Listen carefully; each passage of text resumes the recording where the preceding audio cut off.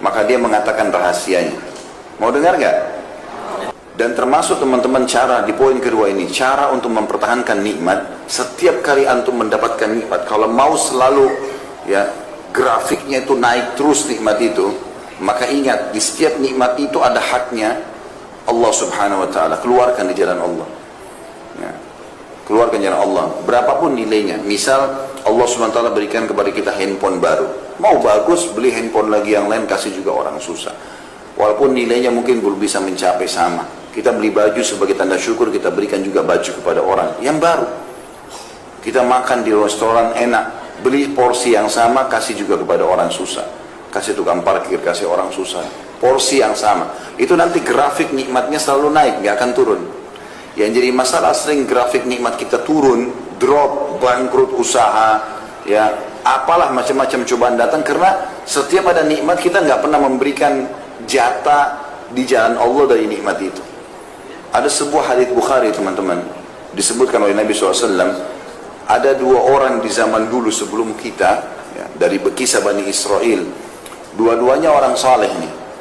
Kebetulan kebunnya bersebelahan, kebun mereka bersebelahan. Maka Nabi SAW mengatakan, yang punya kebun yang pertama itu melihat lagi musim kemarau nih, peceklik, panas. Orang-orang petani tahu dan pekebun tahu kalau butuh air banyak.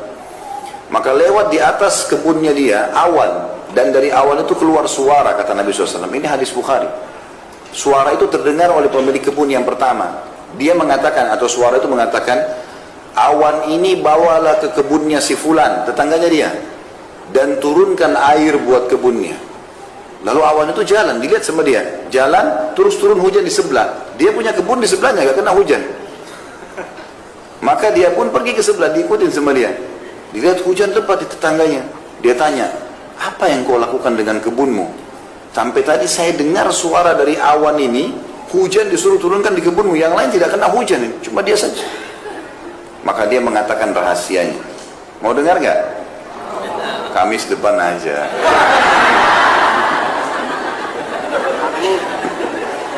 Saya mau sampaikan sekarang tapi diamalkan. Janji. Allah jadi saksi. Karena ilmu kalau cuma didengar percuma kalau tidak diamalkan. Maka dia mengatakan, hasil kebunku aku bagi 3. Bukan modalnya ya, hasilnya saja. Hasil panen kebunku aku bagi 3. Sepertiganya, yang paling pertama disebutkan, aku sedekahkan. Jadi kalau teman-teman terima gaji 2 juta, siap nggak sepertiganya kasih dulu orang miskin? Terlalu besar Ustaz. 10% aja susah. Dipotong saja untuk sedekah 2,5% susah gitu. Apalagi mau sepertiga. Sepertiganya paling pertama saya sedekahkan dulu, langsung di jalan Allah. Sepertiganya saya kembalikan ke modal usaha saya, sepertiganya saya pakai untuk biaya keluarga saya. Karena dia bagi 3 begitu, dia tahu semua nikmat ada hak Allah situ, berapapun yang dia bisa keluarkan, maka Allah SWT berikan hujan di waktu musim peceklik. Dan ini grafiknya teman-teman, ini rahasianya grafiknya naik. Yang saya heran ini, kita udah tahu teori syar'i, sedekah itu resep kekayaan. Kenapa masih belum diamalkan? Kadang-kadang kita heran dengan orang tidak mau bersedekah dan masih negosiasi sama syaitan. Tidak boleh negosiasi sama syaitan. Ada orang miskin minta, kayaknya itu anak pinjaman. Dia masih kuat tuh. Ya, dia masih kuat, pura-pura kali. Ya. Apalah, kira-kira apa lagi bisikannya coba? Yang biasa digoda syaitan mana? Yang lucu kita iyakan. Oh iya kayaknya. Padahal syaitan targetnya supaya waktu itu tidak dicatat amal sedekahnya. A'udzubillahi minasyaitonirrajim. Kalau kita sudah buka dompet mau keluarin duit nih, ada 5.000, ada 50.000, ada 100.000. Syaitan bilang 5.000 aja. Jangan, tidak boleh negosiasi. Ambil 100.000 kasih. Mulai sekarang belajar teman-teman. Yang belum pernah sedekah dengan jumlah tertentu yang dia masih mampu, coba sedekah dengan jumlah itu. Misal, antum selama ini 2.000 terus, ya. Ternyata pendapatnya bisa, antum bisa keluarin 20.000. Coba sekarang dengan 20.000. Bisa 100.000, belum pernah dicoba, coba 100.000. Belum pernah sejuta, coba sejuta. Yang kaya raya 100 juta, coba. Nilai yang belum pernah. Nanti datang juga yang besar. Makin besar kita berikan, ya. Kalau makin besar keran kita buka di jalan Allah, Allah akan berikan limpahan rahmatnya yang luas. Ini resep sederhana ini. Sa'ad bin Ubadah radhiyallahu anhu, sahabat Nabi, itu melimpah hasil panen kebunnya, teman-teman, sepanjang tahun tidak pernah berhenti kurmanya. Sampai kaya raya melimpah-limpah. Ternyata kata kuncinya satu, tiap hari dia panggil anaknya yang paling tua, namanya Qais. Terkenal dia sama anaknya, ini orang yang karam, mulia sekali. Dia bilang sama anaknya, nak, bantu ayah habisin uang ini sedekah. Bantu ayah habisin uang ini sedekah. Silakan kau kasih siapa saja, yang penting jalan Allah. Tiap hari ayah sama anak ini ambil dari hasil penjualan kurma, bagi-bagi, buka pintunya. Setiap hari ada orang naik di atas rumahnya teriak, wahai penduduk Madinah, siapa yang mau butuh, kalau kita kayak sembako sekarang, siapa yang butuh kebutuhan pokoknya silakan ambil. Minyak saminnya, gandumnya, kurma, ambil silakan, berapa saja, nggak dibatasi. Jadi tiap hari itu rumahnya terbuka, antri orang ambil semua makanan, tiap hari, nggak pernah habis. Bahkan ini mendatangkan berkah ke kebun, dia tidak pernah putus buahnya sepanjang tahun. Pohon-pohon kurma setahun sekali panen. Tapi ini subhanallah sepanjang tahun berbuah terus dan melimpah terus. Orang kadang-kadang tidak berpikir efek itunya. Orang berpikir seperti kapitalis. Saya ngeluarin kurang. 1 juta saya keluarin 250.000. Berarti uang saya sisa 750. Itu hitungan kapitalis itu. Hitungan Islam tidak begitu. Itu kita keluarin 250.000. Ya, misalnya dari 1 juta masih ada 750.000. Sebenarnya ini 250.000 ini sudah berlipat ganda, minimal 10 kali lipat. Itu sudah 2,5 juta. Karena Allah janjikan setiap amal saleh digandakan menjadi 10 kali lipat. Dalam Al-Quran Allah bilang itu. A'udzubillahi minasyaitonir rajim, innal hasanati yudhibna sayyi'at. Sesungguhnya amal baik itu man ja'a bil hasanati falahu asyru amsalihha. Itu ayatnya. Siapa yang berbuat satu kebaikan, Allah akan balas 10 kali lipat. Sampai pernah satu kali datang keuntungan 80.000 dirham. Mahal, banyak sekali uang ini. Ya, miliaran kalau kita uang Indonesia. Yang sekarang uang kita. Di zaman datang, lalu Sa'ad bilang sama anaknya, kita apain duit ini? Apa ini maksudnya kita habisin? Bagaimana caranya ini? Supaya cepat habis, jangan minap. Hari ini harus habis. Kata anaknya, ayah kita buka aja pintu utang. Baik, teriak di atas rumah. Siapa penduduk Madinah yang butuh utang datang saja. Datanglah orang, ambil 5.000, ambil 3.000. Lalu mereka sepakat. Jatuh tempo kapan? Akhir bulan. Baik, dibiarin dulu dalam akhir bulan dalam bentuk utang. Lalu anak sama ayah sepakat. Begitu mereka datang akhir bulan, katakan sudah tidak ada utang kalian. Jadi begitu datang, kami mau bayar. Sudah lunas, kami tidak terima uang kami lagi. Ada nggak yang begitu? Kok ketawa lagi? Berarti banyak sekali cambuknya hari ini. Ini 10.000 aja ditagih, kok punya utang? 10.000 sudah matanya belalak, marah-marah. Luar biasa.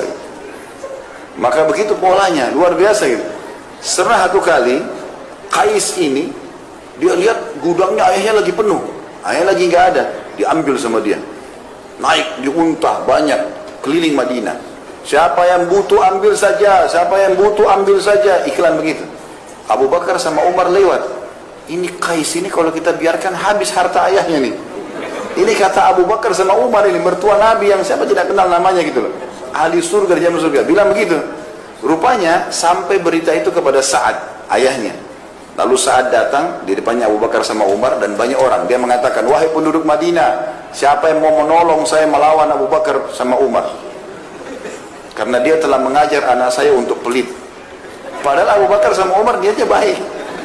Ini tadi ayahnya belum ada, diambil semua isi gudang, taruh di unta, terus dibagi-bagiin. Siapa yang mau ambil, pokoknya ambil. Maka Abu Bakar sama Umar bilang, ini anak habisin hartanya orang tuanya nih kalau begini. Orang tuanya masih nggak ada keluar, gitu kan? Maka ayahnya malah marah kepada Abu Bakar sama Umar. Wahai penduduk Madinah, siapa yang mau tolong saya lawan Abu Bakar sama Umar nih? Ngajarin anak saya pelit. Ada nggak orang tua begitu sekarang? Anaknya bawa kertas infak sekolah. Ibu ayah infak sekolah, anti aja nak. Infak 5.000, 10.000, tidak mau, bakhil. Bagaimana mau kaya ini? Pelitnya luar biasa. Ini tidak boleh ada ini. Mau diterapin nggak resepnya nih? Coba panitia masjid sebentar lihat sunduk ya. Bertambah nggak? Kalau enggak berarti bohong. Ini lewat sunduk 2000. Minta sama Allah kesehatan, keturunan, selamat dari surga, selamat masuk surga, selamat dari neraka. 2000. Bagaimana bisa? Wahai muslimin yang bakhil, ini penyakit jiwa, nggak boleh bakhil. Begitu kata Nabi SAW itu. Ada sahabat datang, orang-orang Badui, lalu ditanya oleh Nabi SAW, siapa pemimpin kalian? Disebut namanya, si Fulan. Kata Nabi SAW, bagaimana dia? Ya Rasulullah berwibawa, tapi bakhil. Perhitungan sekali, kepala suku tapi perhitungan, tidak loyal sama warganya gitu. Lalu kata Nabi SAW, penyakit apa yang lebih berat daripada bukhul? Penyakit jiwa itu. Bakhil, ada orang bakhil sama dirinya sendiri. Kopiahnya sudah sobek, nggak diganti. Mau kena 2 tahun, kotor, nggak dicuci. Kenapa ini? Sejadah robek-robek, kenapa? Masjid dekat rumah rusak, nggak ada andilnya sama sekali. Dirinya sendiri dia bakhil. Ada orang begitu, pergi umrah mampu, cari travel yang paling murah, biar jauh dari Masjid Haram. Kenapa? Diri sendiri bakhil. Kalau belum beli bisnis kelas, pakai hotel bintang 5, bayar, Allah ganti. Allah ganti, sudah ibadahnya enak, hotel bintang 5, busnya bagus, bisnis kelas diganti lagi lipat-lipat. Kenapa bakhil? Benar nggak ini? Allah jadi saksi loh. Saya udah sampaikan. Ilmu harus diterapkan. Jadi resep sederhana ini harus diamalkan. Nikmat kalau mau grafiknya naik, sering bersedekah. Ini resep luar biasa ini. Para sahabat dengar kisah-kisahnya di YouTube. Di YouTube itu sudah banyak ceramah saya tentang Abdurrahman bin Auf, Abu Bakar radhiyallahu anhum ajma'in, kemudian Sa'ad bin Abi Waqqas dan banyak yang lain. Kaya raya. Kata kuncinya satu, sedekah. Sedekah terus. Tidak ada hari kemudian mereka bersedekah. Itu selalu dikerjakan. Maka ini harus poin. Dan beda teman-teman orang yang bersedekah. Orang yang bersedekah dengan cara dia yang mencari sumber orang yang mau menerima sedekah, dengan dia menunggu siapa yang minta sedekah. Kalau antum nunggu, seperti di komplek ini misalnya, dijaga security segala macam, nggak ada orang miskin masuk. Misal contoh, kapan antum sedekah? Keluar pun sudah langsung masuk tol. Kapan mau sedekah kalau nunggu orang? Ya? Maaf ini yang tinggal di komplek ini, saya tidak bermaksud apa-apa. Bicara secara umum, gitu kan? Karena memang kalau kita mau tunggu orang datang baru kita sedekah. Kalau seminggu nggak ada datang, berarti seminggu aku nggak sedekah. Padahal setiap hari kata Nabi SAW dalam hadis Bukhari, Allah turunkan 2 malaikat setiap pagi. Satu mengatakan, ya Allah luaskan, lapangkan rezeki orang yang bersedekah. Yang satu mengatakan, binasakan dia dan hartanya bagi orang yang bakhil. Ini mesti diperhatikan. Maka kita yang jemput bola, keluar, cari mana nih orang yang berbulu uang, sedekahin, dan kita yang mendapatkan manfaat itu. Ya. Ini yang dimaksud dengan poin kedua. Setiap nikmat menimpa, maka untuk mempertahankannya harusnya seseorang itu mengetahui haknya Allah di situ.